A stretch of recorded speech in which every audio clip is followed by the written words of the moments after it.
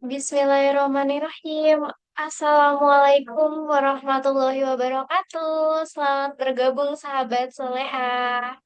Alhamdulillah, senang sekali rasanya bisa menyapa sahabat soleha semua pada Jumanji malam ini, yang insya Allah akan segera dimulai. Terima kasih kepada sahabat soleha yang sudah hadir lebih awal. Suaraku apakah terdengar jelas? Boleh jawab di kolom chat ya. Terdengar. Oke, terima kasih kakak yang sudah menanggapi.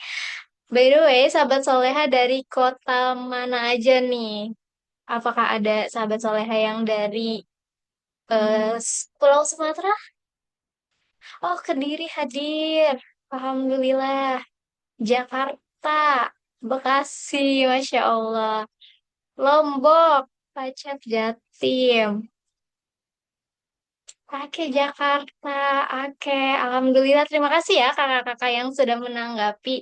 Oh ya, aku mau minta doanya juga nih kepada sahabat Soleha. Karena saudara kita yang di Pulau Sumatera saat ini sedang mengalami musibah. Semoga diberi kekuatan dan ketabahan dan dalam menghadapi musibah saat ini dan segera mendapatkan bantuan karena sampai saat ini dari berita yang aku dengar ada beberapa titik yang belum terjangkau bantuannya. Semoga segera mendapatkan bantuan ya kakak-kakak, amin. Nah, sembari menunggu sahabat soleha lainnya untuk bergabung, boleh banget nih disiapkan dulu alat tulisnya, buku catatannya, cemilan, ataupun secangkir minuman favoritnya supaya biar makin nyaman selama menyimak Jumanji malam hari ini. Rabbi srohli sadri wa yassirli amri wahlul uqdatan min lisani yafqahu qawli.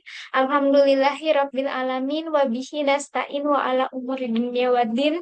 Wassalatu wassalamu ala sayyidina Muhammadin wa ala alihi wa sahbihi ajmain. Puji syukur mari kita panjatkan atas kehadirat Allah Subhanahu wa Ta'ala, karena berkat rahmat hidayahnya kita sama-sama bisa bergabung di Zoom kajian rutin kita pada malam hari ini dalam keadaan sehat. Salawat serta salam semoga tetap tercurah kepada baginda besar Nabi Muhammad SAW, kepada keluarganya, sahabatnya, dan seluruh umatnya hingga akhir zaman. Tak kenal maka tak sayang, perkenalkan aku Adinda Esa Putri, biasa dipanggil Dinda. Insya Allah akan menemani sahabat soleha sebagai host sekaligus moderator Jumanji hari ini dengan judul Cahaya dan Bayangan Media Sosial Mengenal Dua Sisi. Seperti yang kita ketahui, media sosial bisa menjadi sarana dakwah, berbagi ilmu, dan menginspirasi orang lain dengan akhlak yang baik. Tapi di sisi lain juga bisa jadi fitnah, bahkan sumber dosa kalau kita tidak bijak dalam menggunakannya. Nah, malam ini kita akan berbincang-bincang atau ngobrol nih dengan narasumber kita pada malam hari ini terkait hal tersebut. Namun, sebelum acara inti dimulai, alangkah baiknya kita mendengarkan ayat suci Al-Quran yang akan dibacakan oleh Kak Dahiyatun Nufus. Assalamualaikum, Kak.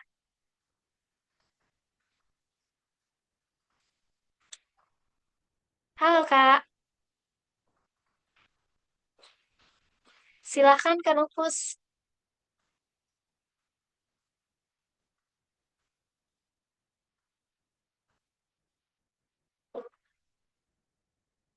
Halo, Assalamualaikum Kak.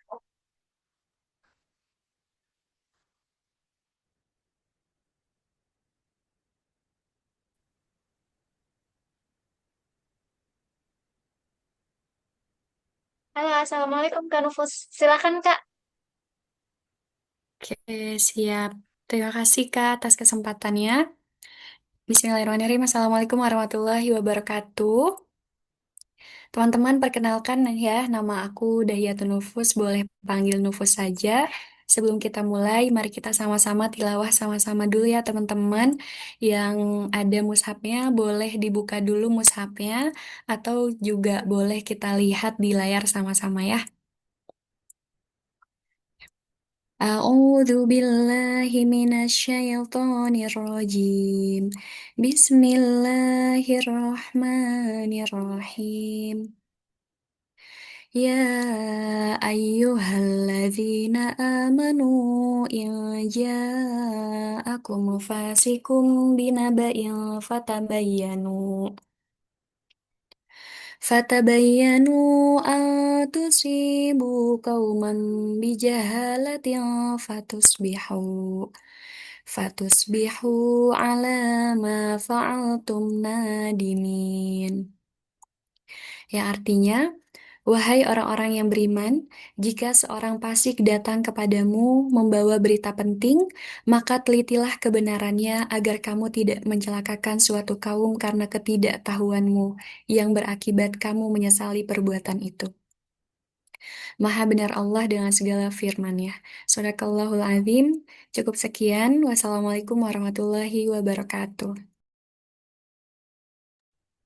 Waalaikumsalam warahmatullahi wabarakatuh. Jazakillah khair, Kanufus. Masya Allah, sangat menyejukkan hati ya pembacaan ayat suci Al-Quran yang dibacakan oleh Kanufus. Semoga menjadi pahala bagi beliau dan kita yang mendengarkannya mendapatkan syafaatnya. Amin ya Rabbal Alamin. Oh ya, sahabat solehah, jangan lupa follow Instagram narasumber kita malam hari ini di @shifa_ptr17 dan juga follow Instagramnya Hazana Network, Soleha Story, dan juga Jovi Sahdat ID. Boleh dicek di layar ya kakak-kakak. Alhamdulillah nih, di tengah-tengah kita sudah hadir narasumber kita malam hari ini, yaitu Kak Syifa Aulia Putri. Halo, Assalamualaikum Kak. Waalaikumsalam. Hai Adinda, hai teman-teman semuanya, sahabat soleha. Kak, salam Assalamualaikum. kenal. Salam Waalaikum. kenal. Terima kasih karena sudah memberikan kesempatan untukku sharing di hari ini. Iya, terima kasih kami yang berterima kasih Kak. Gimana nih kabarnya Kak Syifa? Alhamdulillah baik. Adinda sehat, teman-teman sehat di sini semuanya. Tadi aku Alhamdulillah baca ada dari baik. mana-mana ya, ternyata nggak cuma Iya, Jakarta, ada dari Bandung, dari luar Jakarta bahkan. Very happy to meet you guys. Semoga sehat-sehat juga semuanya. amin, alhamdulillah. Aku izin memperkenalkan Kak Syifa ya. Jadi sahabat Wow. soleha, Kak Syifa sudah bergelut lama sekali di dunia media industri. Nah, beliau juga seorang public speaker, content creator TikTok untuk pendidikan dengan lebih dari 160K followers, memiliki pengalaman lebih dari 8 tahun menjadi MC, mentor, speakers. Nah, kerennya lagi, Kak Syifa itu first place winner Inspiring Woman 2024 by dream.co.id dan juga second runner up of Abang Empok Depok 2021. Nah, ini Instagram dan TikToknya Kak Syifa yang bisa kakak-kakak kepoin nih untuk kegiatan dan juga foto-fotonya. Nah, ini adalah foto saat Kak Syifa menjadi public speaker dengan lebih dari 100 event offline dan online. Wah, banyak banget ya sahabat soleha. Beruntung banget nih kita hari ini eh, berkesempatan untuk ngobrol-ngobrol sama Kak Syifa. Nah, kalau ini adalah foto dan beberapa list saat Kak Syifa menjadi MC. Nah, banyak banget ya sahabat soleha. Nah, keren banget ya sahabat soleha, event-event yang sudah eh, dilakukan sama Kak Syifa. Ada Wardah, ada BCA. Ini adalah foto-foto saat Kak Syifa menjadi MC. Boleh banget nanti dikepoin di Instagram atau TikToknya ya. Lalu Kak Syifa juga memiliki grup komunitas bernama Shashi, Sharing with Syifa, yang dimana Kak Syifa juga dikenal sebagai Shikating Online, Syifa si kakak tingkat online. Lalu ini adalah brand-brand besar yang sudah bekerja sama dengan Kak Syifa. seperti yang kita ketahui ya, ini adalah brand-brand besar yang kita semua pasti tahu. Ada Indosat, BCA, Narasi, ada Wardah. Masya Allah. Dengan banyaknya bakat dan prestasi yang Kak Syifa miliki, aku pribadi merasa sangat senang dan bangga bisa berkesempatan untuk membersamai Kak Syifa pada malam hari ini. Jazakillah khair Kak Syifa sudah hadir di tengah-tengah kita semua, dan sahabat soleha juga jangan lewatkan kesempatan untuk bertanya dengan Kak Syifa. Oke, kalau tadi aku sudah memperkenalkan Kak Syifa, sekarang boleh banget nih Kak Syifa untuk menyapa sahabat soleha. Silakan Kak. Terima kasih banyak Adinda. Assalamualaikum warahmatullahi wabarakatuh. Sekali lagi selamat malam sahabat Sholehah. Terima kasih banyak karena ini di Jumat malam. Ternyata teman-teman masih mau gitu ya untuk hadir, untuk sama-sama sharing dengan aku di hari ini. Hopefully apa yang nanti akan aku sampaikan, apa yang kita akan sharing juga bisa bermanfaat bagi sesama. Dan seperti tadi yang sudah Adinda sampaikan, mungkin aku summary lagi terkait dengan apa sih, siapa sih Syifa yang lagi ngomong ini. Jadi betul, aku merupakan seorang budak korporat ya kalau kita bilangnya. Jadi masih WFO tiap hari, aku merupakan seorang business growth strategist. Kebetulan di saat ini Alhamdulillah dipercayai di salah satu technology company yang ada di Jakarta. Lalu aku juga sering untuk sharing-sharing konten di TikTok maupun di Instagram. Kalau di TikTok fokusnya memang ke educations, ngebahas soal perkuliahan. Mungkin di sini adakah adik-adik yang masih kuliah atau mungkin fresh graduate yang baru-baru lulus? Salam kenal semuanya. Dan kalau ngobrolin soal MC, soal moderator, Alhamdulillah sudah kurang lebih 8 tahun terjun alias masuk ke dunia public speaking. Jadi harapannya hari ini bisa sharing sama teman-teman semua. Kalau tadi seperti yang Adinda sampaikan, ada yang mau ditanyakan juga boleh banget. Nanti kita akan buka Q&A sessions berarti ya di akhir. Gitu Dinda, sedikit perkenalan dari aku. Mungkin kita boleh sambil talk show, nanti juga boleh sambil ditampilkan untuk presentationsnya ya. Oke, terima kasih Kak Syifa. Nah, beberapa saat lagi kita akan mulai berbincang-bincang nih sama Kak Syifa. Seperti yang kita ketahui ya Kak Syifa, judul kita hari ini adalah Cahaya dan Bayangan Media Sosial Mengenal Dua Sisi. Nah, pas banget nih, lagi hype soal pertumbleran dan juga hal-hal yang eh, kurang mengenakan juga akhir-akhir ini beritanya ya. Jadi langsung aja untuk pertanyaan pertama yang akan aku tanyakan. Nah, menurut Kak Syifa seperti apa sih Kak dua sisi dalam bermedia sosial? Oke, Din. Sebuah pertanyaan pembuka yang rasanya sangat holistik dan menyeluruh. Boleh dibantu next slide. Kalau kita bicara soal media sosial, mungkin aku sambil sharing juga ya, gimana pada awalnya aku tuh bisa kenal sama media sosial pada zaman dahulu. Aku kelahiran 99, teman-teman, jadi saat ini aku berumur 26 tahun. Zaman dulu, pertama kali media sosial yang aku punya adalah Facebook. Di sini teman-teman juga mungkin ada yang masih familiar sama Facebook meskipun sekarang udah lagi nggak main-main banget, nggak scrolling-scrolling banget. Zaman itu, boro-boro deh ya, kita ngerti email tuh apa. Aku nggak ngerti sebagai bocah SMP, gimana nih cara bikin Facebook gitu. Sampai aku inget banget minta tolong lah sama saudaraku untuk bikin Shiva itu kan kalau dipanggil di keluarga aku namanya Cipa ya. Jadi aku alay banget pakai C1P4 yang kayak zaman dulu yang kayak pengennya Cipao gitu @gmail.com. Sebenarnya awalnya aku masuk ke media sosial tuh Kak Ataya sampai ketawa-tawa ngedenger aku Cipao gitu ya, very alay zaman dulu. Tapi ternyata lucu banget ke zaman sekarang. Kalau aku flashback lagi, kenapa ya kok aku buka media sosial itu? Ternyata motivasi utamaku adalah aku cuma pengen mindahin galeri di handphone aku yang kayaknya full banget. Waktu itu masih pakai handphonenya zamannya Sony Ericsson gitu ya. Terus aku pengen pindahin aja tuh di Facebook biar seru gitu sharing sama teman-teman. Turns out akhirnya ketagihan tuh share konten di Facebook, foto-foto di sana, bales-balesan chat, ya Allah masih zaman chattingan di Facebook gitu ya. Sampai akhirnya fun fact-nya aku tuh lancar banget ngetik 10 jari gara-gara chattingan di Facebook. So that's a plus point sebenarnya kan terkait dengan media sosial. Sampai akhirnya dari Facebook aku mulai ke Path, ke Twitter. Terus zaman dulu tuh ada yang namanya Snapchat, kalau teman-teman juga ada yang mainin. Sampai pada SMA aku masuk ke Instagram dan sekarang aku ke TikTok gitu. Jadi sebenarnya turning point aku main social media itu adalah ketika tiba-tiba nih di Instagram out of nowhere, qadarullah, tiba-tiba ada yang nge-DM aku. Dia bilang, "Hai Kak Shiva," dari salah satu agensi yang ada di Jakarta, "aku mau dong kasih kamu 2 tiket nonton Tulus gratis." Terus aku yang, hah? Dari mana ini? Kok bisa-bisanya dia reach out aku? Dia nggak tahu aku siapa. Dia nggak tahu backgroundku apa. Terus dia percaya mau ngasih aku 2 tiket gratis nonton konser Tulus.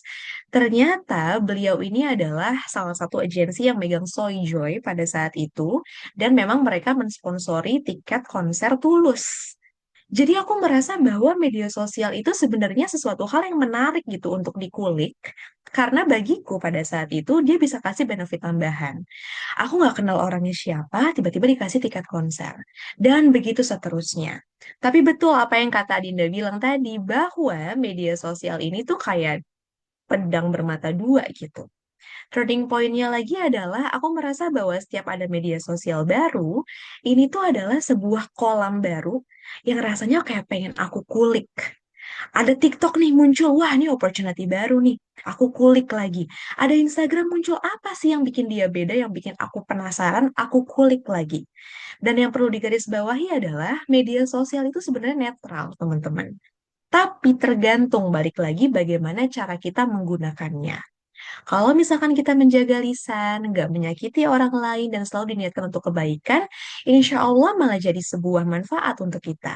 Tapi kebalikannya, kalau misalkan kita lupa kendali, jadinya out of control of everything yang akan kita lakukan di social media, ya pasti dong jadi akan sebuah sumber dosa dan juga kegelisahan.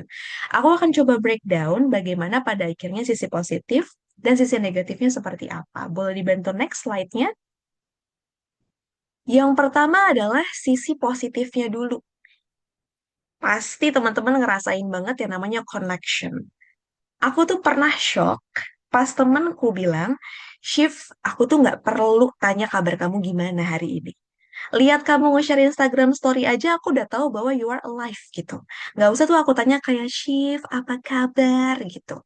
Dia ngerasa bahwa, oh ya udah, aku cuma cukup buka Instagram, lihat Instagram story, aku tahu bahwa Syifa tuh baik-baik aja. Kalau zaman dulu, mungkin kita nggak ketemu sama orang, kita nggak punya nomornya, ya udah tuh lost contact, nggak tahu update-nya gimana. Tapi kalau sekarang hanya dengan tombol follow, bahkan nggak follow deh, hanya pengen lihat Instagram story, you can know everything. Dan menariknya, bukan cuma offline to online, teman-teman yang ketemu dari mulai kajian, tongkrongan, itu bisa connecting ke social media, tapi juga kebalikannya loh. Kamu ketemu di social media, baru ketemunya di offline, di seluruh dunia. Bahkan, fun fact-nya lagi, mayoritas aku tuh dapat pekerjaan ya dari media sosial ini sampai sekarang. Jadi kalau tadi Adinda dan teman-teman ngelihat kayak ada private public speaking class, dari menti pertamaku sampai dengan menti ke-40 di bulan November ini semua dari media sosial. Jadi kebayangkan seberapa powerful connections itu.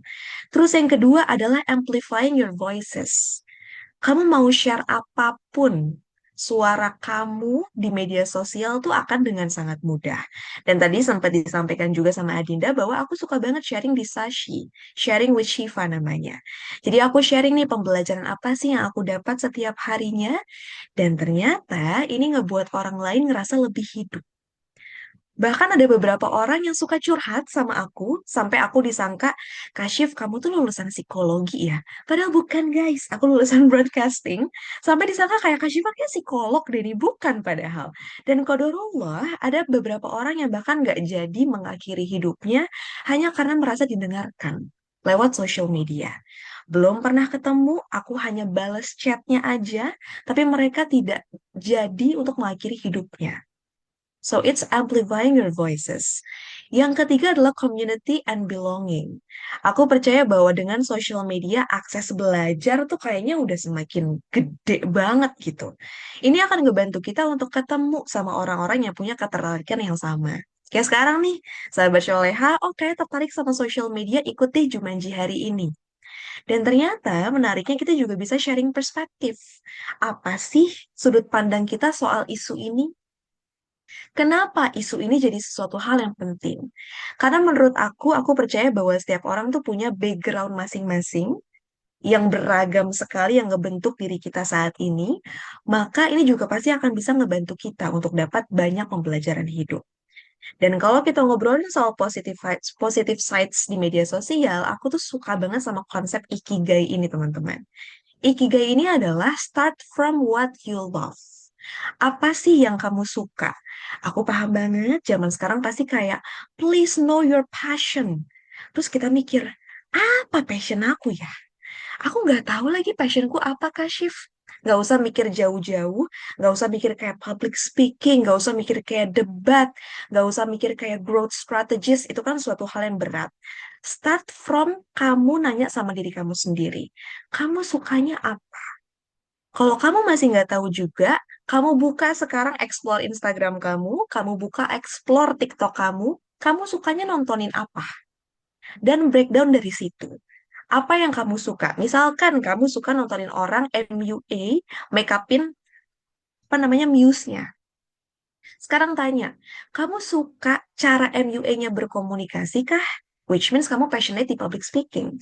Atau yang kedua, kamu suka make up-nya dia, jadi kamu pengen untuk make upin orang lain juga, berarti kamu passionate di MUA. Kamu suka muse-nya jadi cantik, dia bisa pose-pose. Itu berarti kamu passionate di bagian modeling.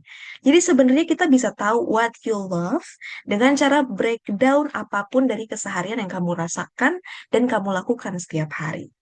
Dari what you love, dia akan beralih kepada what I am good at. Kalau kalian udah punya passion, kalian pengen untuk jadi seseorang yang capable di bidang itu, maka dalami hal itu. Jadi kamu akan jadi seorang spokesperson yang akan diingat. Kalau misalkan ada orang lain yang mau mencari hal tersebut. Dari what you are good at akan mengarah kepada what the world needs.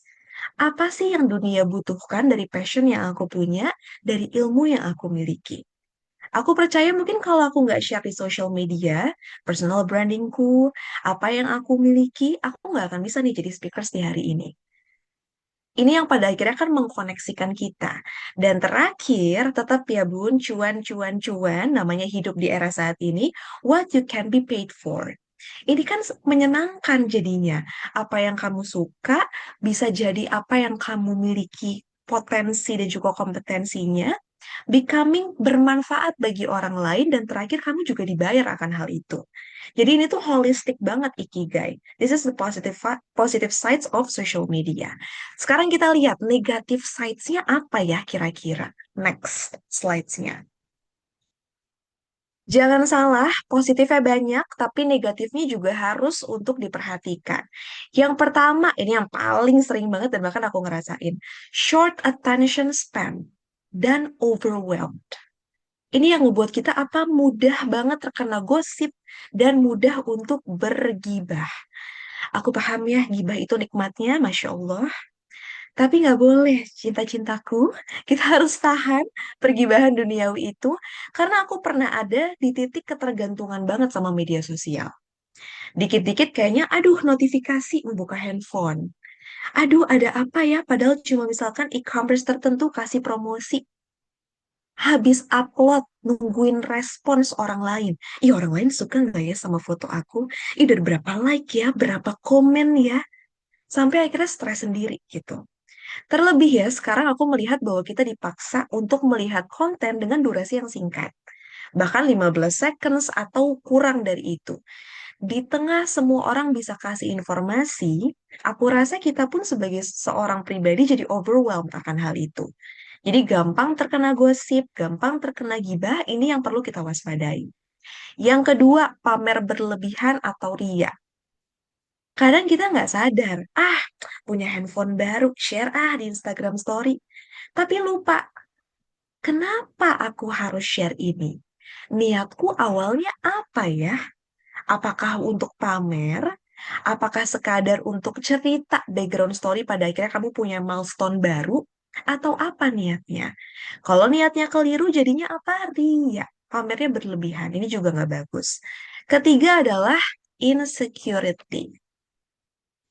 Yang mau aku ingetin ke teman-teman adalah ada satu hal yang aku suka banget. Dia bilang kebahagiaan orang lain yang kamu lihat sekarang di Instagram Story itu hanya 15 detik dari 24 jam kehidupan yang dia jalani setiap harinya.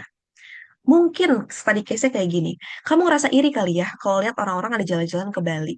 Di saat kamu kayak, aduh aku kerja keras banget di kantor untuk cari uang buat hidup.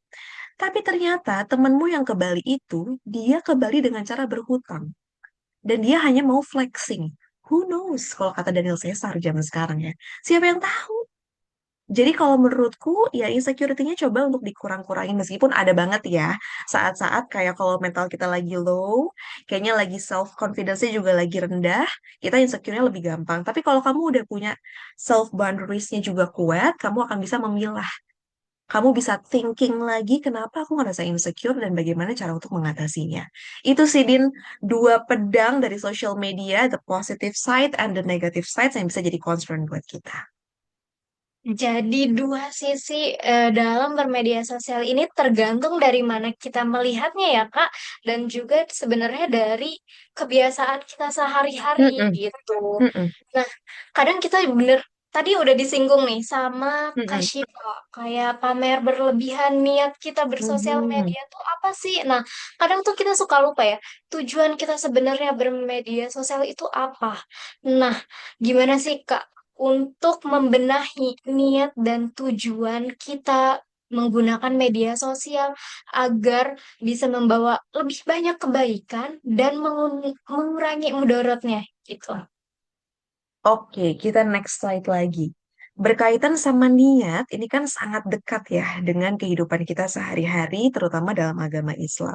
Ada satu hadis yang menyampaikan bahwa gimana sih caranya membenahi niat, bahwa sesungguhnya setiap amalan itu tergantung pada niatnya. Dan setiap orang itu akan mendapatkan apa yang ia niatkan. Ini dari hadis riwayat Bukhari dan juga Muslim. Yes, ini dia slides-nya. Jadi kamu perlu tahu dulu nih, niat awalmu itu apa. Misalkan niat awal kamu, aduh aku udah nggak ikhlas nih. Kondisinya adalah kamu ngerjainnya nggak ikhlas. Maka penerimaannya jadinya nggak sah dan nggak diterima kalau dalam Islam. Yang kedua, niat awal kamu ikhlas. Tapi kondisinya adalah di tengah perjalanan atau pertengahan kamu mau menunjukkan kepada makhluk. Maka penerimaannya ibadahnya batal, teman-teman. Yang ketiga, sama-sama ikhlas, tapi di pertengahan ada tambahan niat amalan yang lain yang pengen, kayaknya aku boleh pamer deh. Kita sering banget nih baca Al-Quran, awalnya nggak ada orang, tiba-tiba pas ada orang niatnya berubah, aduh pengen deh didengar suaraku bagus nih bisa baca Al-Quran. Ini gimana nih penerimaannya? Tambahannya dianggap batal, tapi niat awalnya dianggap sah. Tapi bahayanya, niat awal kita akan bercampur dengan ria alias bias jadinya. Dan terakhir, kalau misalkan kita ikhlas, ibadahnya tapi juga bagus banget. Setelahnya muncul nih pujian dari orang lain di sosial media misalkan. Gimana penerimaannya? Qadarullah ternyata berita gembira itu merupakan kebaikan yang disegerakan bagi umat muslim. Jadi usahakan apa yang akan kalian share di media sosial yang paling bawah nih. Ikhlas dulu. Jadi cari niat baiknya tuh apa ketika kalian mau cari sesuatu. Pertama yang paling gampang tanya ke diri sendiri, kenapa? Ask why. Kenapa aku harus share ini? Kenapa orang lain harus lihat post aku yang ini? Apakah mereka akan mendapatkan hal-hal baik dari sini atau tidak? Yang kedua, ini nih yang paling bahaya nih. Jempol kita. Jagalah jempol kita seperti kita tuh ngejaga lisan kita sehari-hari. Yang ketiga, batasilah konsumsi konten yang merusak hati. Kalau ada akun-akun yang kayaknya, aduh kok kayaknya gibah terus, kayaknya gosip terus, better di mute atau mungkin bahkan bisa jadi di unfollow sama teman-teman. Jangan untuk mengikuti hal-hal tersebut, karena nanti lama-kelamaan kamu akan terbawa. Dan terakhir, ini yang paling sering aku lakukan adalah berdoa. Minta sama Allah, ya Allah, luruskanlah niatku dalam bermedia sosial dan jadikanlah media sosialku ini sebagai sumber kebaikan, bukan keburukan. Karena balik lagi ya, kadang niat kita baik nih untuk share sesuatu, tapi kita nggak tahu di luar sana responsnya seperti apa. Aku jadi pengen share soal kasus Tumblr tadi nih.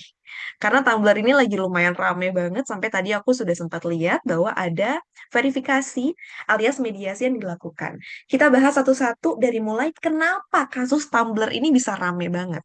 Untuk teman-teman yang mungkin belum tahu, jadi ada seseorang namanya Anita Dewi. Beliau curhat sebagai penumpang KRL, rute stasiun Tanah Abang, Rangkas Bitung. Adakah di sini yang angker juga, alias anak kereta boleh tulis di kolom chat?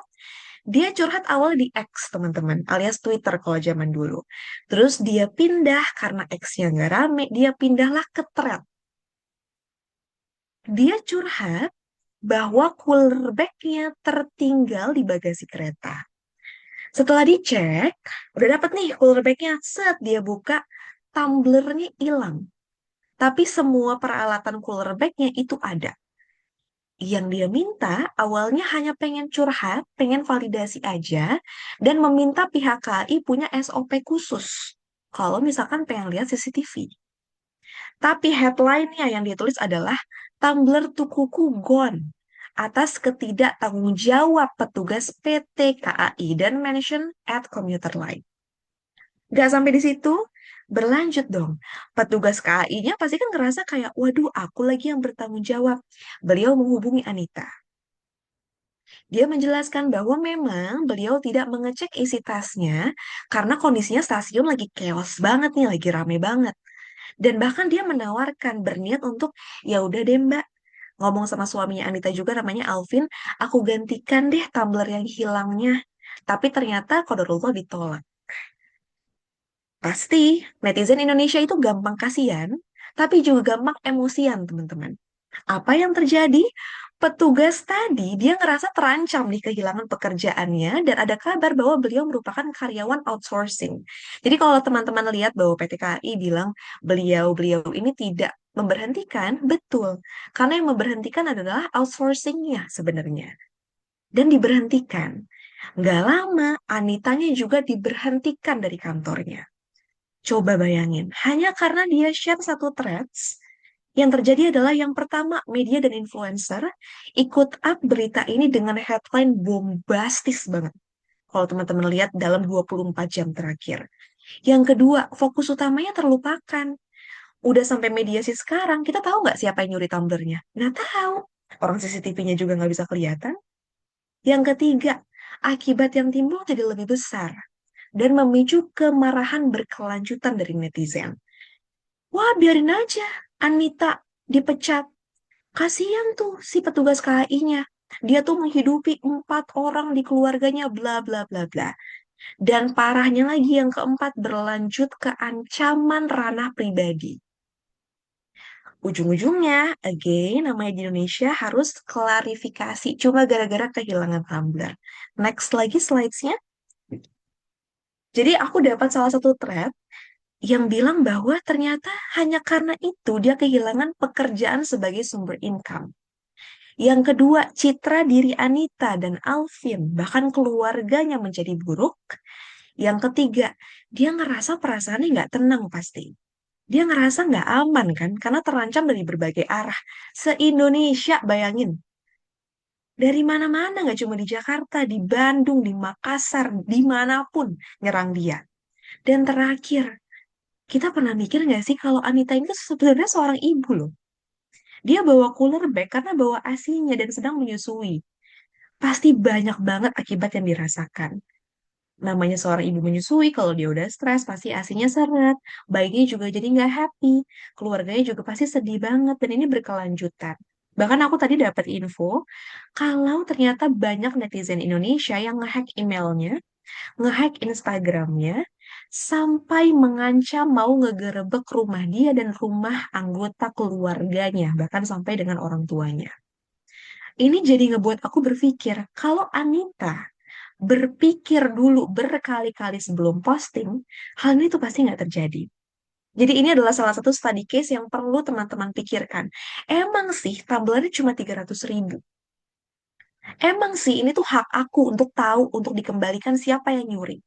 Tapi apakah konsekuensinya nanti siap untuk kalian tanggung atau enggak? Ini bukan masalah value-nya, tapi masalah impact-nya. Seberapa besar impact-nya, baik positif ataupun negatif, yang akan teman-teman dapatkan. Gitu, Adinda. Oke, jadi inama amalu biniat ya, Kak Syifa. Segala sesuatunya itu tergantung niatnya. Mungkin sama dengan case yang tadi eh, Kak Syifa sampaikan, si pertumbleran ini niatnya tuh cuman sharing, tapi jadinya malah berbuntut panjang kalau kita nggak bijaksana, kalau kita nggak mikir berkali-kali sebab akibatnya gitu. Nah, padahal kan sebetulnya sosial media ini bisa sangat-sangat bermanfaat ya, Kak, buat kita seperti yang tadi sudah Kak Syifa singgung, kalau misalkan kita bisa sharing berbagai kegiatan yang positif dan bisa menginspirasi orang, dan bahkan kita bisa menghasilkan cuan dari sosial media. Nah, kalau dari Kak Syifa sendiri nih, gimana sih caranya kita eh, bisa melakukan hal-hal yang baik atau memanfaatkan media sosial dengan lebih baik lagi? Oke, sebenarnya poinnya ada tiga, Adinda, yang ada di slides. Connect, influence, and inspire. Pertama adalah connect. Gimana caranya kamu untuk bisa nge-build personal branding kamu? Kamu pengen dikenal sebagai seseorang yang kayak gimana sih sebetulnya? Ada satu quotes dari Jeff Bezos, dia bilang bahwa personal branding adalah what other people say when you are not in the room. Ketika kamu udah ngobrol sama orang, terus kamu, sorry ya gue izin ke toilet. Nah, orang-orang itu akan ngomongin apa soal kamu? So, the first one is build credibility. Yang kedua, baru search opportunities. Dan ketiga, yang paling penting, understand your audiences. Karena bisa jadi, oke, di kehidupan nyata, kita dekatnya sama perempuan umurnya 26 tahun. Tapi ternyata di media sosial, pas kita lihat audiensnya, di audience insights, di analytics, wow, ternyata yang nge-follow aku kebanyakan ibu-ibu. Ternyata mereka interestnya lebih kepada makanan dan masakan. Karena aku beberapa kali suka review makanan sama mamaku, misalkan gitu. Berarti kan harus know your audiences dulu. Agar bisa nge-build personal brandingnya jadi lebih komprehensif. Yang kedua adalah influence. So you need to be confident and build a strong positioning. Untuk memberikan apa? Memberikan pengaruh yang baik juga bagi orang lain. Ya tadi aku bilang, jangan pernah fokus sama angka. Meskipun nggak bisa kita pungkiri ya, yang kayaknya, ya Allah, aku udah produksi konten 3 hari 3 malam, mikirin ide, kok yang nge-like cuma satu, yang nonton kok cuma dua, kenapa sih? Tapi percayalah bahwa dari dua orang itu, bisa jadi snowball effect-nya tuh gede, jadi mereka juga mendapatkan impact yang positif dari apa yang kamu sampaikan. Atau aku sering banget, aku share konten, sekarang tuh yang nonton cuma 5 gitu. Tapi tiba-tiba 2 bulan kemudian topiknya lagi rame banget, keangkat lagi tuh kontennya. Tiba-tiba 100 ribu viewers, 200 ribu viewers. Dan yang ketiga adalah inspire. Bisa jadi berbagai hal yang kamu lalui setiap hari memberikan inspirasi bagi orang lain. Jadi jangan pernah ngerasa bahwa, ini mah sesuatu hal yang nggak penting kayaknya untuk orang pelajari. Enggak. Bahkan aku dengan hanya membalas satu bubble chat, orang yang ternyata mau mengakhiri hidupnya bisa ngebuat dia nggak jadi mengakhiri hidupnya. So, kalian harus ingat bahwa inspire ini tuh bukan yang kayak, oh aku harus jadi seorang motivator. Aku harus punya pengalaman hidup segambreng dulu. Enggak. Apapun yang kalian lewati setiap hari, hal-hal kecil. Kalau kata Sherina, lihatlah lebih dekat. Lihat di sekeliling kalian ada apa yang bisa kalian pelajari and then share it ke orang lain. Karena bisa jadi itu juga bisa memberikan inspirasi bagi banyak orang. Gitu dia. Ya, berarti kuncinya ada tiga ya, Kak.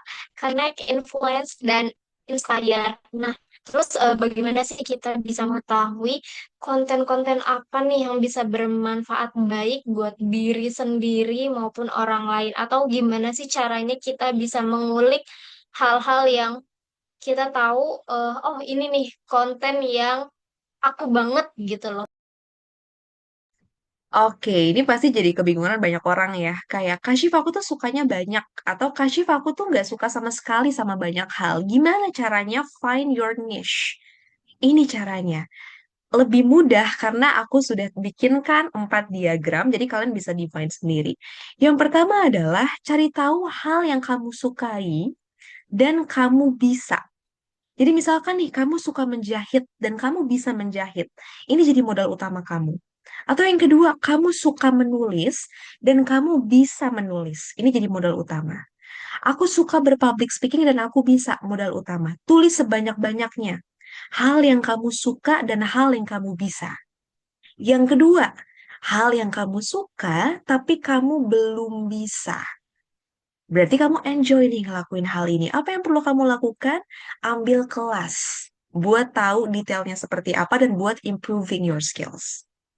Yang ketiga, Kak, ini aku nggak suka. Tapi aku bisa sebenarnya. Ada kan beberapa orang yang kayaknya, sebenarnya gue nggak mau ngambil sih jurusan kedokteran. Tapi ya gimana ya, karena orang tua gue mau, jadi gue ambil. Berarti dia nggak suka tapi bisa kan. Ini jadi added value, teman-teman. Jadi kalau sekarang kalian lihat ada beberapa dokter yang kok jadi penyanyi ya, kok jadi ini ya. Ya karena mungkin ini, dia nggak suka tapi dia bisa. Jadi added value, jadi ada tambahan USP atau unique selling point. Dan terakhir, kalau udah nggak suka, udah gitu nggak bisa, ya udah tinggalin, alias nggak jadi prioritas gitu. Jadi apa yang perlu kalian tahu adalah sesuatu hal yang secara natural kamu suka, nggak membebani ketika di-share ke orang lain dan bisa ngebuat lain termotivasi, itulah yang harus kalian jadikan sebuah niche. Dan bahkan sebelum kalian share kontennya di social media, boleh banget cross-check ke teman-teman terdekat atau bahkan orang tua gitu. Menurut mama, ini gimana kontennya? Ada feedback nggak? Menurut adik gimana? Menurut kamu gimana? Tanya feedbacknya seperti apa. Tapi again, kamu juga perlu tahu konsekuensinya. Dengan berbagai konsekuensi di media sosial, paparan konten berbahaya, perundungan, eksploitasi daring, penipuan, sampai dengan kecanduan algoritma. Jadi, saran dari aku, selain kamu cari niche-nya seperti apa, kamu juga harus pertimbangkan nih. Apakah kamu siap dengan share itu di media sosial, ada berbagai konsekuensi yang mungkin akan muncul nantinya. Tapi balik lagi, you can focus on what you can control, not what you can't control. Kalau teman-teman suka baca buku Stoicism atau Stoic, itu bagus sekali. Teman-teman boleh baca kalau ada yang belum baca. Kita bisa fokus sama apa yang bisa kita kontrol. Aku pengen share konten ini, aku tahu niatku baik, aku tahu bahwa gini gini gini gini, ya udah share. Selebihnya kalau ada misalkan efek-efek negatif dari konten itu, kalian udah tahu konsekuensinya kan namanya media sosial ya, seperti itu. Apa yang bisa kalian kontrol? Oh, aku mute deh akunnya. Oh, aku filter deh komennya. Oh, aku nggak mau buka medsos dulu deh selama beberapa hari, aku pengen detox gitu. Jadi menurutku ketika kamu pengen buat sebuah konten, yang paling penting adalah kamu ngerasa nyaman dulu untuk share itu ke media sosial. Jadi jangan terpaksa. Karena sering banget nih aku ketemu sama orang, aduh di media sosialnya misalkan seperti ini, pas ketemu langsungnya, kok beda banget ya. Which means nggak apa-apa. Karena mungkin dia nggak bangun personal brandingnya seperti itu. Tapi ada konsekuensi lagi. Orang akan mikir, kok dia beda banget ya ketika ketemu langsung. Bukan soal physical appearance, tapi bagaimana cara dia approaching. Karena orang pasti punya ekspektasi dari konten yang akan kamu share dengan in real life kamu seperti apa. Gitu deh. Oke, Kak. Berarti let's find your niche ya. Jadi apa yang bisa kita kontrol itu yang boleh kita kerjakan dan kita tidak perlu memusingkan ya apa-apa yang di luar kontrol kita. Nah, seperti yang tadi udah sedikit Kak Syifa singgung terkait kecanduan algoritma. Nah, ini kan kadang kita juga, selain kecanduan algoritma, kita juga ngerasa nggak sih kalau misalnya suka kecanduan bermedia sosial. Kayak bangun tidur yang dicari langsung handphone. Mana nih handphone aku, ada berita apa, ada notifikasi apa, langsung buru-buru cek handphone. Nah, apakah itu jadi salah satu tanda atau gejala kita mulai kecanduan media sosial, Kak? Dan gimana sih Oke. caranya untuk mengatasi gitu? Mhm. Nah, coba sekarang teman-teman, kalau misalkan ada yang pegang handphone, boleh dibuka. Screen time-nya tuh berapa sih kalau boleh tahu dari 24 jam hidup ini? Selain tidur ya, mungkin 8 jam idealnya. Screen time kalian tuh berapa dan apa platform yang paling sering kalian buka? Boleh tulis di kolom chat. Kalau aku pribadi soalnya TikTok menangis gitu. Karena TikTok kan very short attention span, jadi aku kayak gampang gitu. Nah nih, Ataya 5 jam, Twitter 5 jam, oke. TikTok adakah yang lebih dari 5 jam? Karena kadang tuh kita ngerasa, enggak, bentar dulu deh, mau nonton sebentar. Twitter juga 3 jaman tuh, lebih dari 1 jam bahkan.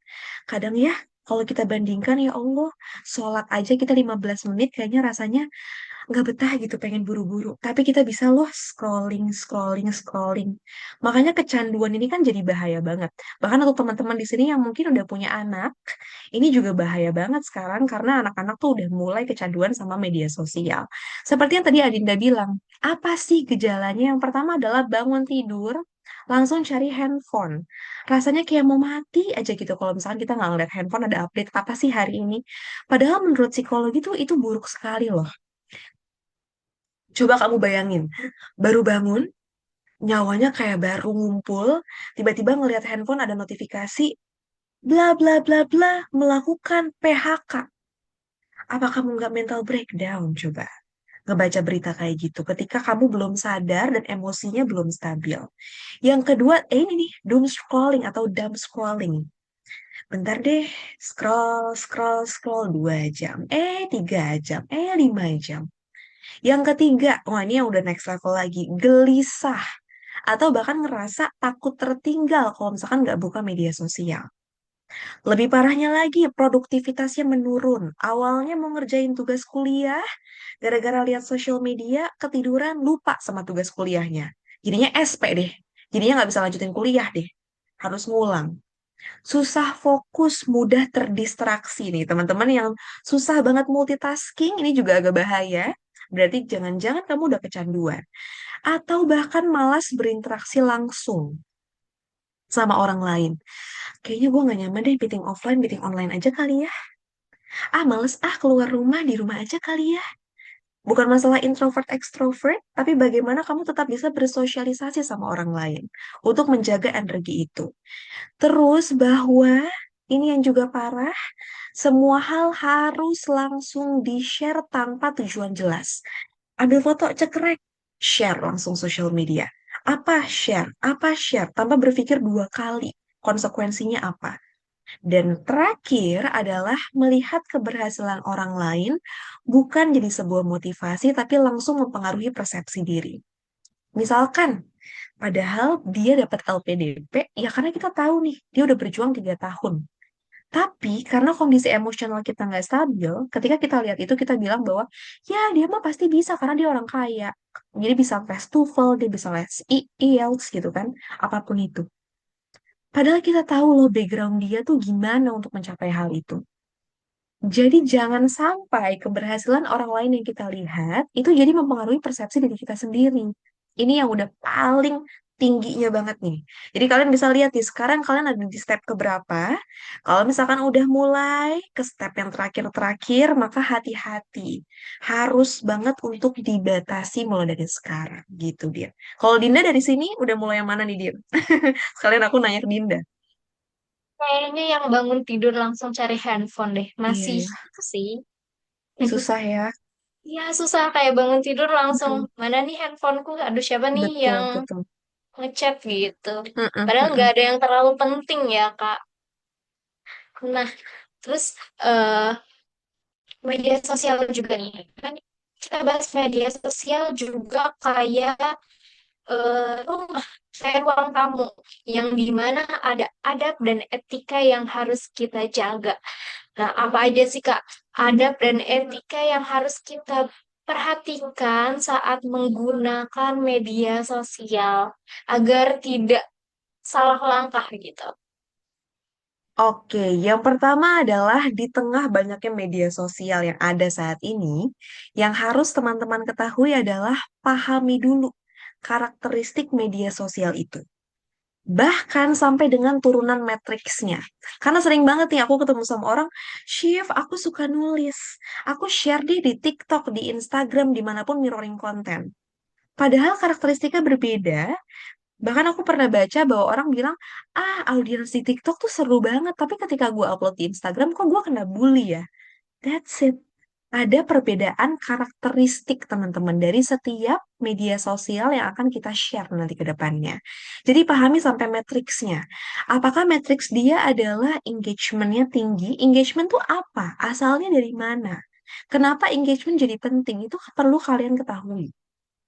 Agar apa? Ketika kalian share sesuatu, jadinya nggak berorientasi hanya pada angka. Tapi kalian tahu kenapa ini bisa terjadi. Analyticsnya seperti apa. Yang kedua adalah verifikasi semua informasi yang kamu dapatkan baru dibagikan. Kalau dalam Islam, tabayun. Jadi kamu harus usaha dulu nih. Ada sesuatu yang rasanya janggal, ada sesuatu yang rasanya aneh, cari tahu dulu kebenarannya seperti apa. Kayak tadi nih, misalkan kalau aku sebagai netizen julid, aku ngeliat Anita, waduh, Tumblr 300.000 doang aja langsung share di sosial media. Ini cewek bener-bener ya, suaminya juga gini, gini, gini, gini. Padahal bisa jadi nggak kayak gitu. Inti permasalahannya itu bukan itu sebenarnya. Jadi harus verifikasi dulu. Agar juga nggak semakin banyak orang yang salah kaprah. Yang ketiga, set screen time. Batasi ya teman-teman. Kalau tadi ada yang udah 3 jam, 5 jam. Kalau kalian ngerasa bahwa itu part of your life, your daily job, it's okay. Tapi kalau ternyata udah mulai mempengaruhi produktivitas, udah mulai mempengaruhi mood kamu setiap hari, maka ini perlu untuk dibatasi. Bahkan sampai dengan anak-anak juga boleh banget tuh, pakailah gadget-gadget yang memang khusus untuk anak-anak. Dan terakhir ini yang paling sering yang bahaya banget, jagalah privasi. Identitas pribadi itu nggak boleh ya teman-teman. Meskipun dalam jangkauan yang kayak kecil-kecil. KTP, paspor. Nih aku sering banget nih mau keluar negeri foto paspornya. Nomor paspornya dengan jelas itu dengan sangat mudah disabotase.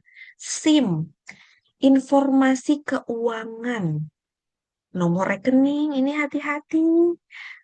Mikir mungkin kayak nomor rekening nggak mungkin Kasih bisa diapa-apain, jangan salah. Kalau nomor rekeningnya dicampurin sama tanggal lahir, sama nama kamu, sama verifikasi nama orang tua, bisa kebobol nggak? Bisa. Lokasi persis. Ini ada satu cerita. Aku itu pernah jadi seorang Master of Ceremony di salah satu acara. Qadarullah karena ada poster acaranya, aku share dong poster acaranya di Instagram. Jadi secara jelas tuh kelihatan nama acaranya apa, acaranya di mana, jamnya jam berapa. Dan aku share-nya langsung karena dipegang sama admin manajerku. Hari H ketika aku opening, di-share lah sama manajerku. Apa yang terjadi? Selesai aku MC, gak tahu dari mana ada satu laki-laki yang nyamperin aku, out of nowhere, ngajakin aku nikah. Kan aku kayak, hah? Kok bisa-bisanya? Tahu dari mana dia? Ternyata setelah aku cari tahu, gara-gara itu lokasi persisnya dia tahu aku di mana. Itu masih mending ya. Istilahnya cuma ngajakin nikah secara lisan. Kalau qadarullah nih misalkan kayak ternyata dia punya niat jahat.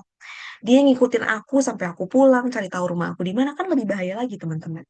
Jadi harus biasakan late post. Nggak apa-apa deh telat sehari, telat 2 hari, yang penting kalian aman.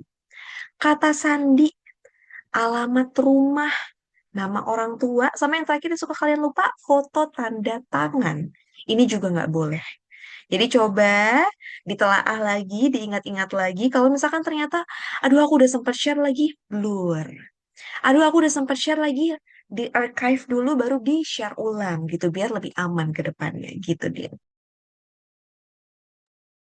Oke, Kak. Berarti walaupun sudah jaga-jaga, tetap ada ya plot twist yang gak kita ketahui. Kayak tiba-tiba didatangin stranger buat ngajak nikah yang nggak tahu dari mana. Jadi penting banget untuk eh, berpikir ulang 2 kali sebelum post, berpikir ulang 2 kali untuk bikin caption atau sharing apapun biar kita tahu apa yang kita mau sharing ini tuh nggak menyakiti orang ataupun tidak membahayakan diri sendiri juga ya Kak. Nah, lalu apa sih Kak kebiasaan yang bisa dilakukan untuk kita agar supaya bisa menyeimbangkan cahaya bayangan penggunaan media sosial saat ini? Oke, yang pertama, boleh dibantu next slides, adalah mulailah harimu dengan doa dan juga ibadah. Jadi carilah cahaya hatinya dulu nih. sebelum kamu masuk ke keramaian digital yang akan muncul. Makanya kenapa tadi aku bilang bangun tidur jangan langsung lihat handphone, tapi makanya minum air putih, ambil wudhu, kita sholat tahajud, sholat subuh gitu kan. Atau bahkan kita bisa baca Al-Quran, barulah dari situ kita lihat handphone. Jadi start your day with doa dan ibadah dulu. Yang kedua, latihlah mindfulness. Ini yang sering aku temui. Teman-teman di sini adakah yang suka kalau misalkan lagi makan harus sambil nonton? Lagi ngapain harus sambil chattingan? Tinggalin dulu. Fokuskanlah perhatian kamu hanya kepada satu hal yang memang sedang kamu kerjakan. Nah, tuh, aku sambil Netflix terus dimarahin mama. Betul, aku pun gitu dulu kakak. Terus sampai aku ngerasa, kayaknya nggak bener nih. Kayaknya nggak bener nih kayak begini nih. Sampai akhirnya aku coba untuk melatih mindfulnessku. Aku coba makan dan aku aktifkan seluruh indera di badanku. Apa yang kamu lihat dari makanan itu, wanginya gimana, rasanya tuh seperti apa, kalau dia disentuh tuh teksturnya gimana.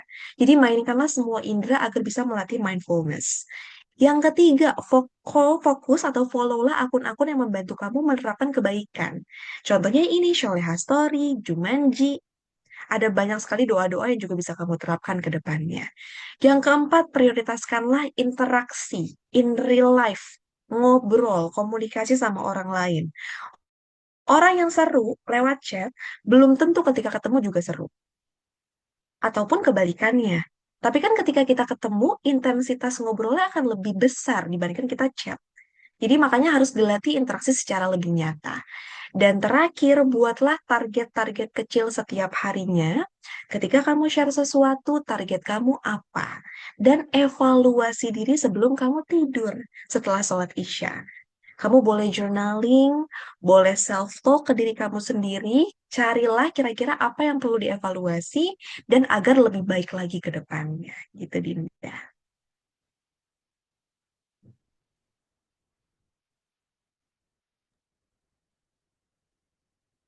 Oke, alhamdulillah. Kita sudah bincang-bincang, udah ngobrol dengan Kak Cipa yang menurut aku apa yang disampaikan beliau tuh sangat detail dan juga insightful banget.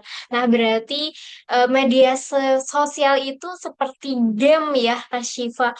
Bisa seru kalau kita bisa memanfaatkan dengan baik, tapi bisa juga jadi hal yang negatif kalau misalkan kita nggak bisa nih memanage si sosial media ini.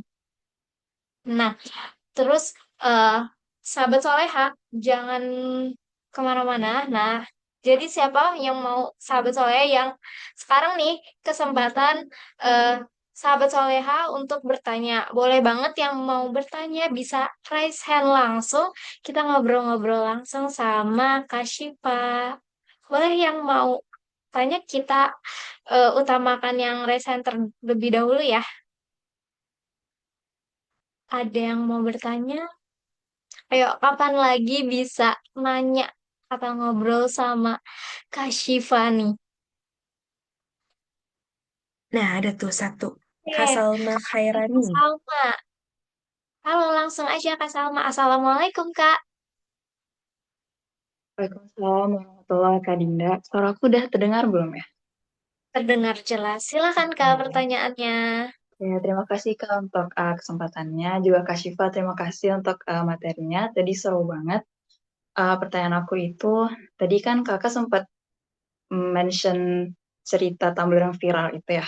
Nah, terus aku tuh mikir, itu kan salah satu contoh kasus di mana orang cerita ke media sosial berharap masalah dia itu dapat solusi gitu, tapi malah berujung eh, berujung buruk gitu. Tapi ada juga kasus di mana orang cerita ke media sosial, tapi malah outcome-nya tuh bagus. Contohnya dulu aku ingat ada orang yang nge-up tentang jalanan di Lampung, di kampungnya itu, kan jalannya tuh rusak, terus di-up sama salah satu influencer, terus malah karena viral, langsung dibenerin tuh sama pemerintah Lampungnya gitu. Jadi itu kan bisa dibilang outcome-nya baik ya Kak. Jadi kira-kira apa perbedaan utama antara dua kasus ini? Kan sama-sama cerita nih, tapi kok satunya itu outcome-nya bagus, terus satunya lagi outcome-nya itu malah jelek banget. Oh, terus aku juga pengen tanya pendapat Kak Syifa, sebenarnya fenomena cerita ke media sosial untuk dapat solusi ini, itu tuh hmm, apa ya, keputusan yang baik atau malah seharusnya kita hindari gitu. Karena terutama kita kan tinggal di Indonesia ya, yang kadang-kadang harus viral dulu nih sebuah masalah baru bisa diusut gitu. Jadi mungkin itu aja pertanyaan aku. Terima kasih. Terima kasih Kak Salma. Boleh silakan langsung dijawab aja. Boleh, terima kasih banyak Dinda. Thank you Kak Salma, pertanyaannya bagus sekali. Apa yang membedakan dari cerita soal Tumblr yang pada akhirnya viral dan jadi bumerang balik ke Anita, sama beberapa hal cerita-cerita lain yang rasanya kok malah ditanggapi dengan baik ya sama netizen? Jawabannya adalah terletak di pesan yang mau disampaikan dan tone of voice-nya kalau dalam public speaking. Bagaimana cara dia menyampaikan sesuatu, itulah yang akan ditangkap sama netizen. Jadi ada 4 faktor utama sebenarnya kalau kita ngobrolin soal tone of voice. Teman-teman juga boleh lihat di konten terbaru aku baru share sebenarnya tadi banget siang di TikTok. Yang pertama adalah ada dari sesi verbalnya. Apakah disampaikan secara formal atau mau casual? Kalau Anita sangat casual. Yang kedua adalah dia mau ke arah yang serius atau funny atau sedikit komedi kalau Anita serius banget. Yang ketiga, dia mau respectful atau mau irreverent. Ternyata Anita nggak respectful karena dia belum punya bukti bahwa petugas KAI-nya yang mengambil tumblernya, tapi dia bilang bahwa KAI harus bertanggung jawab at commuter line, which means dia irreverent. Dan terakhir adalah matter of fact dan enthusiastic. Di sini dia nggak memperdulikan faktanya, tapi dia memperdulikan soal antusias dari audiensnya. Makanya tadi aku tulis tuh, awalnya Anita tuh hanya share di X. Sudah jelas, dia hanya mau curhat. Tapi ternyata karena di X tidak ramai, qadarullah ternyata dia share di Threads. Ada orang yang bilang, oh ini berarti memang dia yang ingin mencari sensasi itu. Jadi dia harus paham soal konsekuensinya. Tapi balik lagi menurutku adalah karena tone of voices-nya. Dan yang kedua adalah, apakah ini kepentingan publik atau kepentingan pribadi? Kalau kita ngobrolin soal jalanan, ketika di up, orang akan ngerasa, iya benar, karena ini kepentingan publik. Dan dia tidak menyudutkan suatu pihak. Walaupun pemerintah pasti disudutkan ya pada saat itu. Tapi at least kepentingan publiknya lebih besar. Tapi kalau Anita, ternyata dengan penggunaan kata yang kurang tepat, dan terkesan menyudutkan suatu pihak dan qadarullah ternyata ada nih support effect yang lain yang ngebuat PT KAI itu akhirnya memecat dan lain-lain yang akhirnya bumerang balik ke dia. Jadi kalau ditanya sebenarnya curhat di media sosial tuh masih worth it nggak sih Kashif?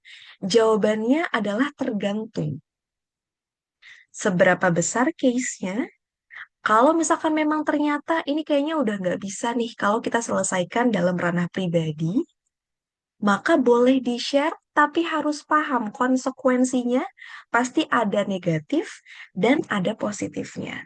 Apakah kamu sudah siap dengan konsekuensi itu atau tidak? Jadi kalau ditanya balik ke aku, Kashif, gimana ya?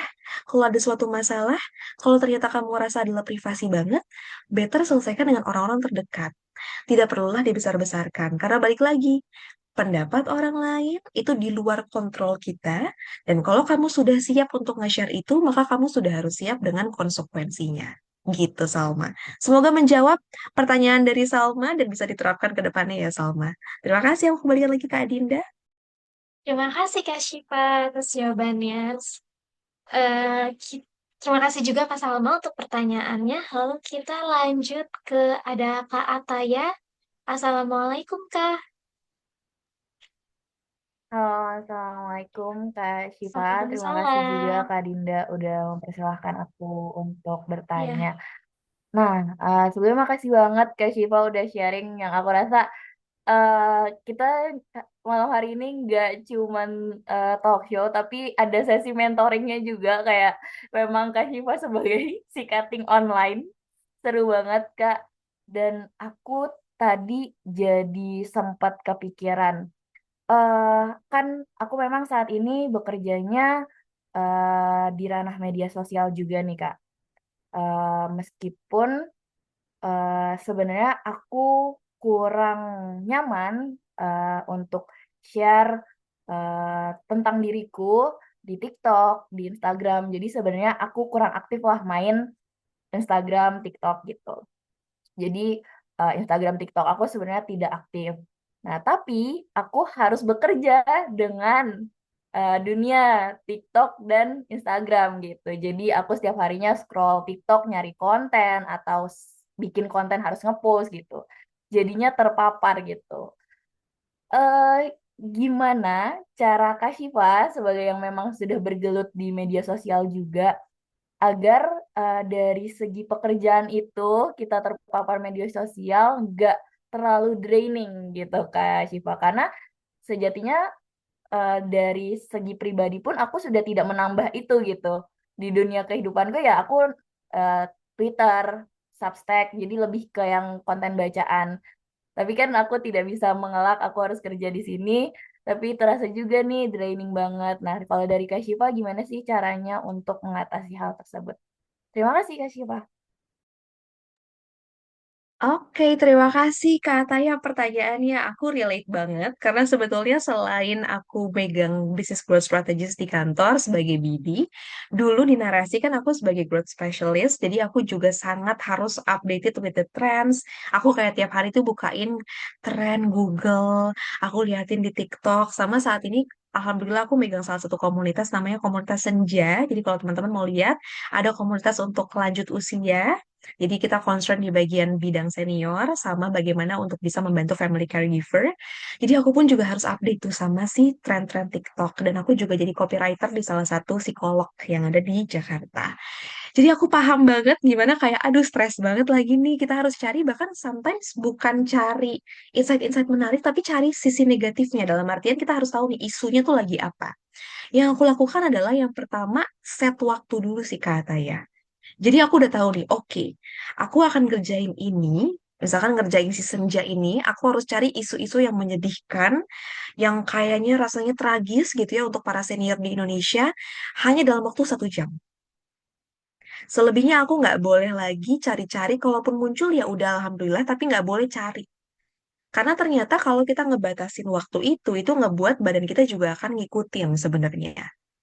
Untuk kayak mikirin mindsetnya harus seperti apa, batasannya harus seperti apa. Terus yang kedua adalah aku biasanya sesimpel ngatur filter sih kata ya.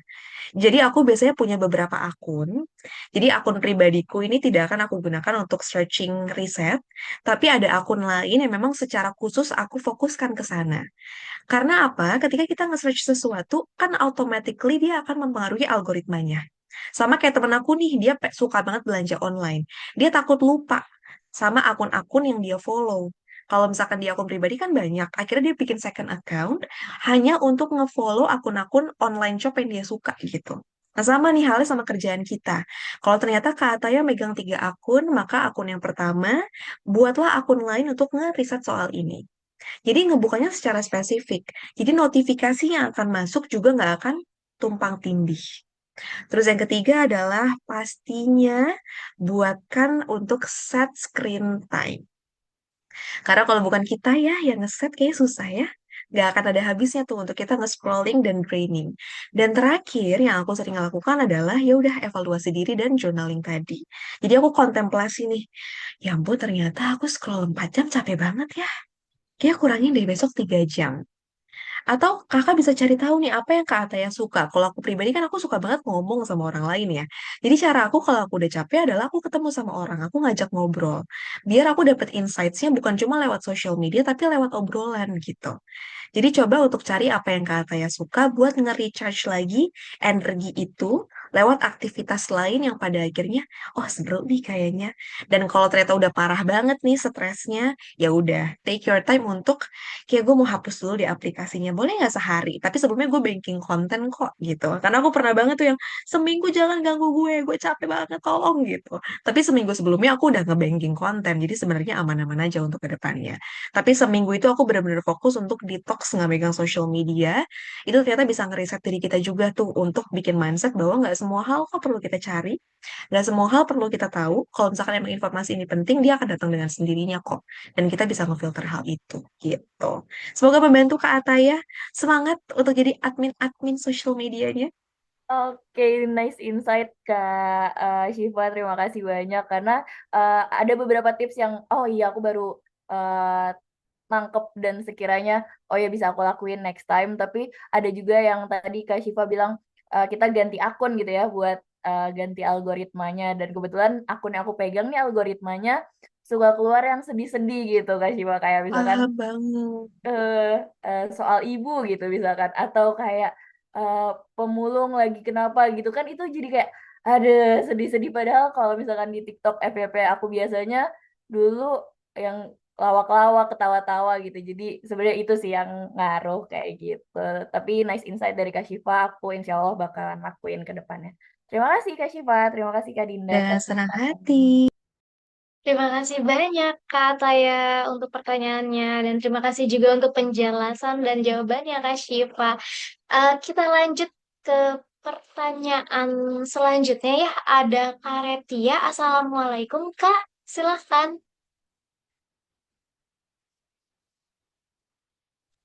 Oke, Ya, waalaikumsalam silahkan. warahmatullahi wabarakatuh, Dinda. Oke, makasih Kak kesempatannya. Masya Allah, sangat-sangat relate banget ya yang Kak Syifa jelaskan. Sangat-sangat mind-blowing banget gitu ya. Nah, tadi tuh sempat notice juga yang nyambung sama Kak Ayak gitu ya. Yang kita tuh memang harus gitu ya, memang harus terus-terusan ngeliat. Tapi karena memang ada kerjaan atau apa gitu ya. Nah, aku juga pernah nemuin tips nih gimana caranya kita tuh agar lebih terjaga gitu ya. Ada aplikasi tuh di HP ya, di pengaturan ada kita tuh ngatur on off-nya HP. Jadi HP tuh udah on sama off otomatis gitu, Kak. Nah, aku tuh baru nemuin cara ini, tapi ternyata ini tetap gak works juga di aku gitu, Kak. Udah tahu gitu, tapi tetap aja sampai waktu itu screen time paling ininya tuh sampai 9 jam bahkan dalam sehari gitu. Bener-bener bener-bener ini banget gitu ya, bener-bener lama banget. Nah, gimana sih Kak biar kita tuh konsisten gitu Kak. Misalnya kita tuh udah mau niat banget nih untuk misalnya ngurangin atau minimalisir gas sosmedan gitu Kak. Bukan semangat di awal doang gitu. Terima kasih Kak. I can relate again. Karena kayaknya, aduh pengen detox nih. Hari pertama masih oke, hari kedua masih jalan. Kok lama-kelamaan kayaknya kok kita mulai keenakan. Balik lagi nih ada satu pemicu lainnya. Jawabannya adalah kasih small rewards ke diri kamu sendiri sih. Ini yang paling sering aku gunakan karena gamifications dan rewards tuh selalu berbanding lurus sama apa yang kita lakukan gitu. Jadi kalau ternyata hari pertama kamu berhasil untuk melakukan sesuatu, rewards apa yang kamu kasih ke diri kamu sendiri. Jadi sebenarnya komitmennya itu memang dibangun karena ada rewards tadi. Kalau misalkan lama-kelamaan akan muncul habitnya tadi, biasanya kan habit itu akan muncul di 30 hari sampai dengan 90 hari. Maka buatlah checklist-checklist tertentu tuh. Oke, hari pertama kalau aku bisa, aku mau ngapain? Hari kedua kalau aku bisa, aku mau ngapain? Bahkan hal yang kamu lakukan tadi bisa jadi kamu relatekan dengan aktivitas-aktivitas lain dalam kehidupan sehari-hari. Misalkan ketika kamu berhasil untuk nge-offin handphone kamu di pukul 9 malam, jam 9 sampai jam 10 kamu kasih milestone baru di hidup kamu. Aku mau baca Al-Quran sambil menghafal, misalkan gitu. Jadi kan ada activity lain yang kamu lakukan dan ada perkembangan baru yang memang dirasakan. Karena terkadang habit ini kita ngerasanya tuh kayak susah banget karena nggak ada habit baru yang muncul. Atau nggak ada rewards tadi. Tapi once ada rewards dan activity baru yang kamu rasakan, ini akan ngebuat kamu jadi ngerasa terbiasa sama habit tadi dan jadinya lebih lancar. Sama yang kedua, ini yang biasa aku lakukan, jauhkan diri kamu dari distraksi itu. Jadi aku tuh sering banget handphone aku nih kalau udah nyebelin banget notifikasinya, aku masukin ke dalam tas, aku kayak gembok gitu, aku masukin lagi ke laci, kuncinya aku buang entah kemana. Dalam artian jauh gitu ya, tapi aku tahu tempatnya di mana. Jadi kalau misalkan mau aku buka, aku tuh udah males duluan. Aduh, gue harus ngambil ke sana, gue harus buka lacinya, gue harus buka gemboknya, ini itu nyalain. Jadi aku udah males Jadi coba untuk jauhkan, bener-bener kayak jauh susah dijangkau dari pandangan kamu, jadi nggak ada distraksi untuk ngambil. Karena contohnya gini, misalkan nih kayak sambil webinar gitu ya, handphone aku di sebelah. Terus muncul nih, teneng, Shopee, teneng, TikTok. Itu pasti kan akan ngedistract kan, walaupun sedikit. Maka yang harus dilakukan kalau kayak kita ngobrol sama orang lain, handphonenya dibalik yang paling gampang. Sama dengan kehidupan kita sehari-hari. Kalau misalkan emang ternyata jam 9 harus udah mati, Kak, tapi ini belum, aku masih mainin, maka jauhkan handphonenya. Memang harus agak harsh untuk bisa jadi konsistensi ke depannya. Gitu, Retia. Semoga membantu. Awal-awal aja harshnya, tapi nanti setelah kamu udah mulai terbiasa dan dapat rewards baru, mulai dibiasakan, lama-kelamaan akan lebih lancar kok untuk detox social medianya. Good luck. Oke, terima kasih Kak Retia untuk pertanyaannya. Terima kasih juga untuk Kak Syifa atas jawabannya. Ini juga jadi eh, masih jadi PR aku dan yang sedang diusahakan untuk sama untuk mendetoks diri dari sosial media karena seperti yang pengalaman kakak-kakak tadi sharing gitu ya. Maksudnya susah banget nih. Harusnya kita eh, nggak bermain sosial media, tapi tuntutan pekerjaan atau tiba-tiba ada hal-hal pemicu lainnya yang bikin kita ngerasa tadinya mau sebentar deh bukanya jadi sebentar-sebentar jadinya berjam-jam gitu. Nah, sekarang kita beralih dulu nih sebentar ke Slido. Ada yang bertanya nih Kak. Aku bacain ya Kak Syifa. Bagaimana caranya agar saat membuka media sosial dan melihat pencapaian orang lain tidak merasa overthinking dan insecure tentang diri sendiri? Dari anonim, silahkan nih Kak Syifa untuk dijawab.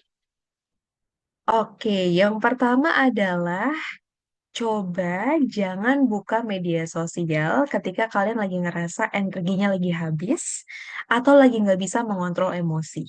Jauhin sosial medianya. Karena terkadang rasa overthinking, rasa insecure ini muncul ketika emosi kita tuh nggak stabil. Padahal kalau kita lagi biasa-biasa aja sih kayak, oh good for you, bagus banget, kamu bisa mencapai ini. Tapi kebayangin kalau kita lagi kayak mau hate, lagi mau dapet tuh kayak dunia tuh nggak berpihak sama kita kayak kenapa sih kok dia bisa kayak gini kok aku nggak bisa gitu. Maka yang pertama yang harus dilakukan adalah jauhkan, jangan buka media sosial ketika kamu lagi low energy atau lagi capek banget sama kehidupan ini atau lagi emotionally unstable. Yang kedua, kalau udah terlanjur buka, tapi kok rasanya berkali-kali aku lihat masih insecure ya, Kak. Karena sebenarnya yang dia dapatkan itu exactly apa yang aku mau. Kalau tahap insecure-nya udah sampai menyalahkan Allah Subhanahu wa Ta'ala, maka yang perlu kamu lakukan, mute orang itu. Karena berarti udah nggak bagus relationships kamu sama apa yang kamu lihat. Atau unfollow kalau mau lebih harsh lagi. Tapi kalau aku pribadi, aku lebih suka mute karena nggak akan ketahuan kan sama orangnya. Paling kita cuma kayak pas lagi ngobrol ketemu, dia ngejar apa ya kemarin aku nggak lihat lagi karena aku mute gitu. Tapi kalau misalkan kamu udah balik lagi, aman-aman lagi, ya unmute lagi aja nggak apa-apa. Terus yang ketiga, aku tahu ini susah banget, tapi kalau boleh fokus on what you can control. Balik lagi, ngelihat pencapaian orang lain, kita tuh nggak pernah tahu loh. Dia mencapai itu sebelumnya dikasih musibah atau cobaan apa sama Allah. Kita nggak tahu. Ternyata dulunya dia seperti apa, dia dapat ini karena memang dia udah nunggu bertahun-tahun. Kita nggak pernah tahu gitu. Jadi coba untuk fokus sama apa yang bisa kamu kontrol, instead of apa yang nggak bisa kamu kontrol. Dan keempat, seringkali kita ngerasa insecure karena kita ngebandinginnya diri kita sama diri dia. Padahal ya, sama-sama 26 tahun misalkan. Tapi perjalanan hidupnya kan beda. Orang tuanya sama nggak? Keluarganya sama nggak? Background pendidikannya sama atau nggak? Kan beda. Jadi nggak apple to apple dong. Sayang kalau misalnya kamu ngebandingin sama orang lain. Yang harus kamu lakukan adalah ketika kamu dapat pencapaian orang lain, wah Masya Allah, ya Allah bantu aku ya untuk bisa mencapai seperti dia kesuksesannya. Cari tahu justru gimana cara dia bisa mencapai kesuksesan itu. Biar aku bisa dapetin juga ke arah sana. Yang kedua adalah coba untuk breakdown, bandingin diri kamu sama diri kamu di hari-hari sebelumnya. Kalau misalkan ternyata aku insecure, kenapa aku insecure? Karena dia kayak gini. Oh iya, kan juga kayak gini. Dengan pencapaian-pencapaian kecil yang kamu dapatkan setiap hari, yang kamu syukuri, pasti lama-kelamaan rasa insecure itu juga akan berkurang. Jadi kalau misalkan dibilang kan ada orang yang bilang, kembangkanlah rasa syukurnya, pokoknya syukurnya dibanyakin betul. Tapi kadang kan kita suka hilaf ya.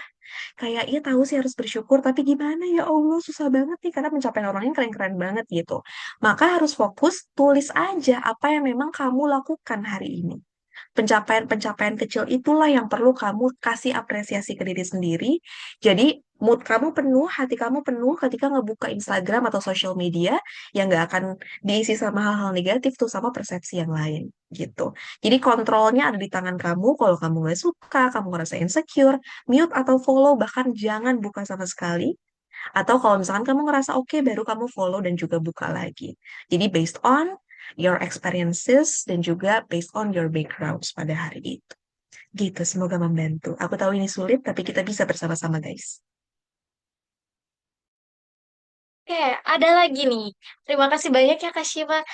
Maaf, nah ini ada lagi pertanyaan di kolom chat nih Kak.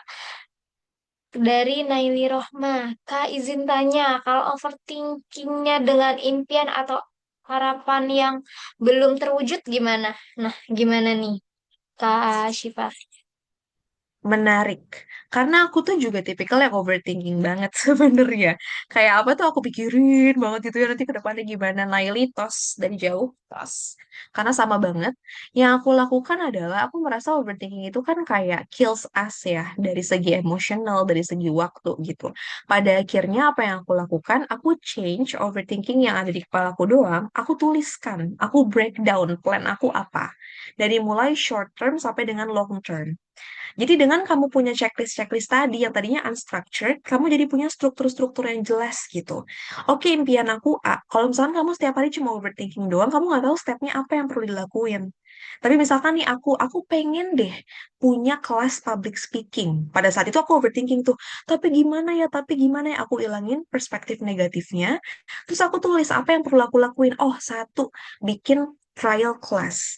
Dua, bikin video promosi. Tiga, apa? Empat, apa? Kalau works dilanjutin, kalau nggak works ya dievaluasi gitu. Jadi memang harus untuk di breakdown sih pada akhirnya apa yang kamu pikirkan biar jadinya terstruktur dengan jelas. Semoga menjawab Naili semangat mencapai impian-impiannya. Terima kasih pertanyaannya Kak Naindi dan terima kasih juga Kak Shiva untuk jawabannya. Jadi sebetulnya sosial media ini memiliki dua sisi positif negatif yang sebetulnya lebih banyak positifnya kalau kita bisa menggunakannya dengan lebih bijaksana ya Kak.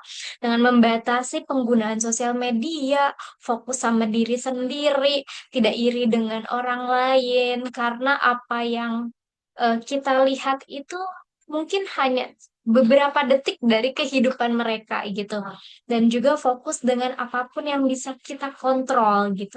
Sedangkan negatifnya tuh cuma satu untuk menghindari si negatifnya itu, yaitu lebih banyak untuk berpikir ulang untuk apa yang akan kita sharing, apa yang kita bagikan ke sosial media seperti itu ya Kak.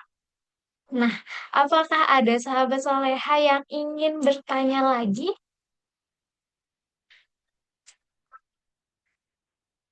Oke, Kak Syifa izin sebelum kita tutup, kita dokumentasi terlebih dahulu sebagai bukti bahwa kita semua pernah belajar di sini bersama Kak Syifa. Boleh, boleh. Nanti setelah dokumentasi aku izin untuk share 2 slides lagi kayaknya yang ada di PPT tadi ya untuk closing statement. Boleh, yuk kita Oke, dokumentasi dulu. oke, tolong dibantu kakak leaders. Aku kasih waktu 10 detik buat sahabat soleha untuk on cam yang belum menggunakan hijab boleh dipakai dulu hijabnya. Lalu siapkan senyum terbaik untuk dokumentasi.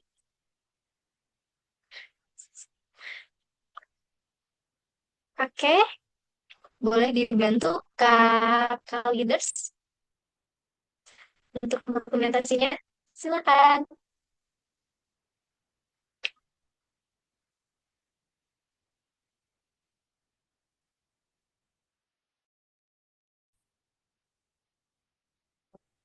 Aku bantu untuk hitung ya kakak. Mungkin eh baru segini yang bisa untuk on cam. Aku hitung 1, 2, 3. 1, 2, 3. 1, 2, 3. Oke, terima kasih Kak Dinda. Terima kasih Kak Ataya. Oke, sebelum kita tutup, boleh banget nih Kak Shiva untuk memberikan closing statement-nya terlebih dahulu. Boleh dibantu Oke, Kak Kafida? terima kasih Adinda. Sebentar kita coba share screen lagi. Yes. Nah, ini mungkin salah satu pertanyaan yang muncul di pertanyaan teman-teman ya. Setelah bertahun-tahun aku bersosial media, apa sih yang pada akhirnya ngebuat aku tetap ada gitu sampai sekarang, tetap sharing. Meskipun kalau kalian lihat bahkan views di TikTokku kayaknya sekarang lagi turun banget ya, cuma 400 gitu kan, 300. Apa yang bikin aku keep going on adalah moments like this. Jadi kalau kalian baca, yang tadi yang pertama ini adalah beliau sakit kanker pada saat itu. Dia tinggal jauh dari orang tuanya, tinggal bersama neneknya. Pada saat itu aku membalas chatnya secara terus-menerus menyemangati. Qadarullah, beberapa bulan lalu dia chat aku dengan sosial media yang berbeda. Dia bilang bahwa dia sudah sembuh total. Jadi senang sekali bahwa ternyata kita nggak bantu apapun sebenarnya istilahnya nggak bantu materi, nggak bantu pengobatannya juga, tapi dengan support emosional, kita belum pernah ketemu langsung, ini bisa ngebantu teman-teman untuk ngebantu orang lain. Terus yang kedua, ada juga yang bilang bahwa mentalku lagi nggak baik-baik aja, Kak. Padahal aku udah pengen ngejalanin, kayak udahan aja deh ngejalanin hidup gitu. Tapi ternyata ngeliat postingan kamu, banyak hal yang perlu disyukurin gitu. Sama yang terakhir yang tadi aku bilang, dari hal kejadian sehari-hari, kalian boleh banget share itu di Instagram Story ataupun TikTok kalian gitu. Apa sih yang kalian dapatkan? Dia bilang bahwa senang banget bisa ngelihat apa ya istilahnya angle berbeda dalam hidup ini gitu dengan caraku melihat hidup ini. Jadi dia sharing terima kasih juga karena sudah membagikan momen-momen ini. Jadi yang mau aku bilang ke teman-teman sekarang kalau lagi ngerasa kayak aduh views aku cuma 10 Kak, views aku cuma 50 Kak. 10 itu kan kayak satu kelompok besar, 50 tuh kayak satu kelas, 100 itu lebih banyak lagi, so let's keep moving forward. Dan fokus kita adalah to share kindness wherever we can. Jadi kalau bisa, kamu selalu share apapun itu, karena Masya Allah ternyata walaupun satu orang, dua orang ini akan jadi hal-hal yang bagus untuk kamu ke depannya. Boleh dibantu next lagi untuk slides-nya? Dan balik lagi ya, karena namanya media sosial itu kan pasti ada sisi negatifnya. Ada satu website yang sebetulnya teman-teman boleh banget untuk akses, namanya tunasdigital.id. Jadi ini adalah sebuah website yang dibuat oleh Kemenkominfo, Komdigi pada saat ini, khususnya sebenarnya buat anak-anak sih, untuk literasi digital anak-anak. Tapi aku ambil di sini ada beberapa hotline yang bisa teman-teman hubungi, just in case teman-teman ternyata merasakan perundungan, merasakan hal-hal yang negatif lewat media sosial, boleh banget untuk melaporkan ke beberapa instansi yang memang ada di sini dan juga kontak-kontak yang ada.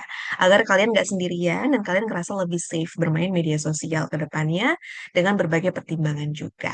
Next. Once again, terima kasih banyak sahabat Solehah karena sudah mempersilahkan aku, memperkenankan aku untuk bisa sharing di hari ini. So let's stay connected. Harapannya nggak cuma sampai di sini aja, tapi insya Allah kita terus bisa berbagi ke depannya.